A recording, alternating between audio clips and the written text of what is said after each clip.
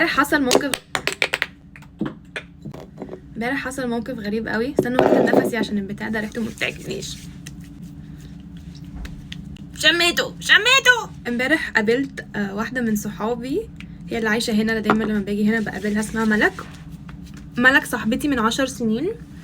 اتقابلنا في المدرسه في مصر. فده was really nice. هي عايشه هنا دلوقتي، فبحب كل ما اجي هنا اشوفها. عندي مشكله كبيره قوي وعايزاكم تقولوا لي لو حد فيكم برضو عنده المشكله دي، لان انا ابتديت احس ان انا بقيت اندم على الموضوع ده.